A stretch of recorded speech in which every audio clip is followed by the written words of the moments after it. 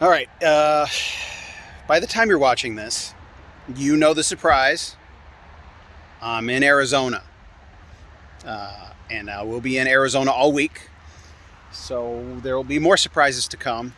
But as I'm recording this, I'm not in Arizona. I'm recording this just before I hit the road to Arizona, but I'm posting it after I'm in Arizona. So as you're hearing this and seeing this, I am in Arizona. As I am recording it, I am not in Arizona. Maybe you have seen, I don't know exactly. I'm going to do a few videos, and maybe you will have met my dad by now. Visiting my dear old dad. I mean, if you've watched some of my other long form stuff, you know my father-in-law passed away on the 4th of July. My father-in-law, and it's like, whoa, my dad is around the same age. My dad did not take care of himself like my wife's dad did, and it's amazing that he's still with us, and I better go see him, set eyes on him one last time. So if you've met my dad, probably, if he's allowed me to put him on camera, and you've met him by now, I'm sure he has. You've met the character. You probably understand infinitely more about me by now, and we'll get a little more of that. But turning the comments off on my main channel, it's kind of a wake-up call. Also, successfully restraining myself from posting on Sunday. Yes, I posted a couple of mini Bible studies, which is fine, but the taking a break is the whole point of the Sabbath. Taking a break. I'm not saying anybody else should do that. I'm saying that is what I am trying to follow, trying to practice in this sense. It's like we get wrapped up in stuff and get so consumed by it, and if we don't take a break and step back, you don't ever feel rested. And but some of the side effects of both turning the comments off and not posting political stuff on Sundays, my subscriptions are going down, right? Incrementally. I was about to crack 10,000. I got up to like 9,915. And they started ticking down, when one of the Bible study ones gets posted, another Bible study one gets posted, and they just tick down incrementally. I don't know what they're at by the time you're watching this. Maybe I've crossed 10,000 because it's Monday. I've posted some political commentary. Maybe I crossed the 10,000 threshold. I definitely will this week if I haven't already.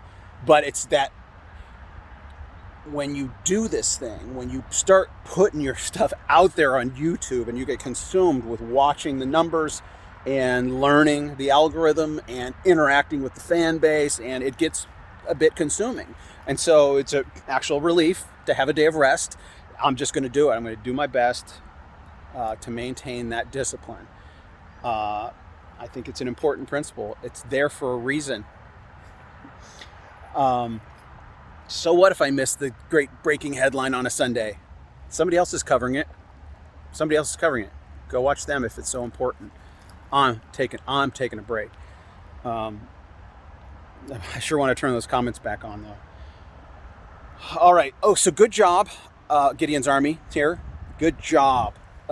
It's nice to be able to look behind the scenes and see the people that are serious, right? There are some of you, right? It's a good filtering. I mean, that's why Gideons Army is the perfect example. I think he had like 10,000 men. Maybe it was more than that. I'd have to go reference Book of Judges, but he had thousands of men at his disposal, and he settled on 300, a fraction of a fraction for a military campaign.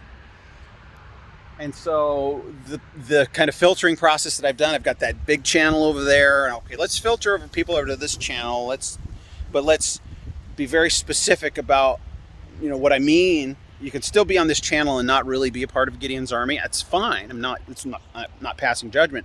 But there are some of you who feel called to action, and this is how you are acting. Like, this is you. It's not some YouTuber, that's scamming me. Look, it's literally a spiritual war that we're engaged in, and by the miracle of technology, I am in league. We are in league right? In league, of one mind, right? United from anywhere around the world. Some of you, I love getting comments from.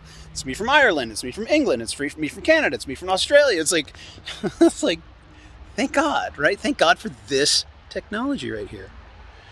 So when I give my directive, here's the marching orders. This is what I would like you guys to do. This is the plan. This is how it will help. And it'll be an incremental process, but you begin that process. And like the easiest one to see right away was I have a new channel that I haven't posted anything on yet, that I haven't had any subscribers until I gave the directive. Boom, 40 instantly. It was like 40 within a couple hours, or, you know, the morning of. And I mean, I don't know what it's up to now, but it's like, oh, okay, there are some people taking this seriously. There's some people that are watching some of those other videos to get my hours up.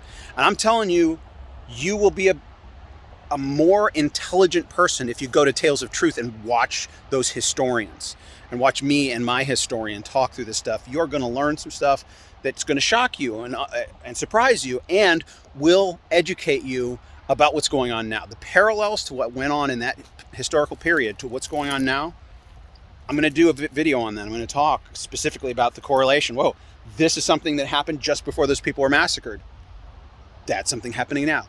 This is another thing that happened as the massacres were beginning. Wow, we're seeing those kinds of things now. It's so cliche and so trite to say those who don't learn from history are doomed to repeat it.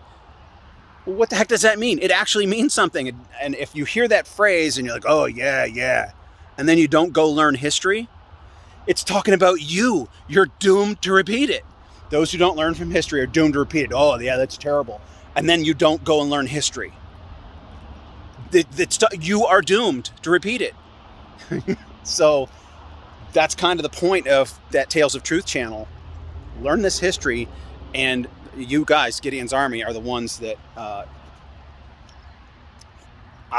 if you watch all my videos, and I mean, it's hours and hours and hours of stuff, and if you ingest all that stuff, it'll take a long time. But even if you just ingest a fraction of it, you'll probably come across some of the big ideas I have, because it's stuff that's been unfolding for a while. And this video, this channel, you people watching this right now, it's like, this is the next step. It's like moving forward, especially if I get monetized and I'm able to, the worries of paying my bills are relieved, man, it's going to accelerate. Like, this is just the tip of an incredible iceberg of goodness that's coming for our nation and the world. And I'm not like not claiming I'm the one to save the world. No, I've got some big ideas that I want to put out there. Some of them are like, what's the term?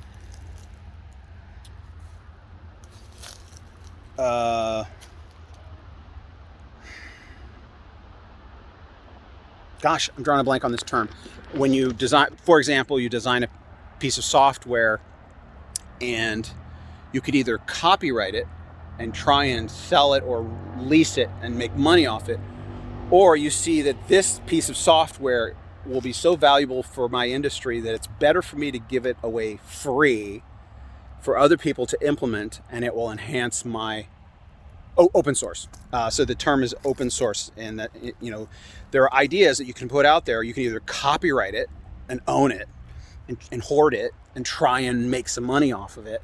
But if it's something that's truly beneficial to the broader spectrum, whether it's your industry or whether it's the world at large, open source is the best. So one of the ideas that I want to implement, I'm going to freely say, hey, you should all try this, because I'm going to, and that'll unfold as we go. I've disclosed it in some of the videos on Sovereign Art Sock. You'll have to go.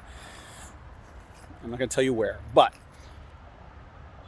all right, I'm cutting this off here. I don't know how long it is. I don't know where my glasses are, but so surprise, I'm in Arizona for a week.